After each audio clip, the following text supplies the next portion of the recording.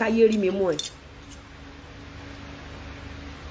O mọ̀ wípé ẹ̀mí mímọ́ Ọlọ́run ìwà ìrẹ̀lẹ̀ tọ́lọ́run dá sí mi lára ni.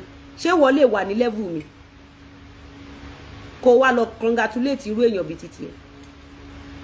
Ẹ̀yin tẹ́ ẹ jẹ́ nǹkan kan tẹ́ ẹ fi fọ́nkì ìwọ o lè tó èékánná ẹsẹ̀ mi kó wá lọ kí èèyàn kan congratulations.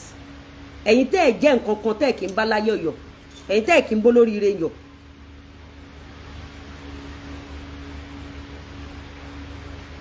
Ẹ̀yin tẹ́ ẹ kì í bó lóríire yọ̀. Gbogbo àwọn tó ṣe fíìmù ọ̀pọ̀lọpọ̀ wọn lẹ ti sọ dẹ́dún arìnlẹ̀, ọ̀pọ̀lọpọ̀ wọn lẹ ti bà tí wọn jẹ́, ọ̀pọ̀lọpọ̀ wọn lẹ ti team up, lẹ ti bully, náà ti wà nípò tí wọn fẹ́ dúró sí. ẹ̀yin tèmi wàhálà ńlá ló ń gbó bọ̀ báyìí o. Bí Lizzy Anjorin ṣe sọ wípé ó náà ò sí ní the same class pẹ̀lú arábìnrin tí a mọ̀ sí Dayo Amusa. Dayo Amusa ti wọ̀rú báyìí gẹ́gẹ́ bí ọ̀rọ̀ Lizzy tí ó fi sọ wípé òun ò ní dẹ̀yìn lẹ́yìn arábìnrin ọ̀hún, ó ní òun máa ṣe ṣó fún Dayo Amusa ni o, torí pé ó ti sọ nǹkan tí kò yẹ kó sọ, ó ti ṣe nǹkan tí kò yẹ kó ṣe, ó ní nǹkan tí ojú aláìmọ̀ rí, ó ní ó jẹ́ kí ojú rẹ̀ rí. Ẹ̀yin èèyàn wa ọ̀pọ̀ ọ̀rọ̀ kágbọ̀n, ẹ jẹ́ ká tẹ̀síwájú nínú fídíò ọ̀hún. Ṣé wọ́n tó jẹ́ pé ṣé ayé gbọ́dọ̀ rí irú èmi mọ́rù wọ?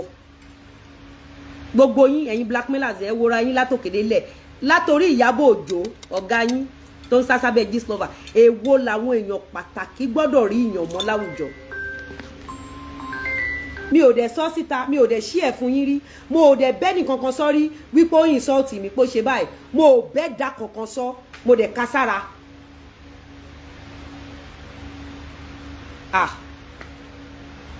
Àmìmà ẹ jẹ́ kí n gbé màmá sa, ẹ jẹ́ kí n gbé màmá sí gbé yín sí speaker, àmọ́ ẹ má fà á já, mo ti gbé yín sí speaker, àmọ́ ẹ má fà á já. Do you know what? The day she did all this thing, I did not tell anybody. Torí kí ni mo fẹ́ sọ fún ta lóhun tí mo fẹ́ sọ, tí mo fẹ́ fẹjọ́ ẹ̀sùn tèmi ni pé mo ti yọra mi kúrò nínú àjàgà tán kẹ sílẹ̀ fúnra wọn. Mọ́mísí wọ́n ti ń gbọ́ yín. Ọlọ́run ẹ sà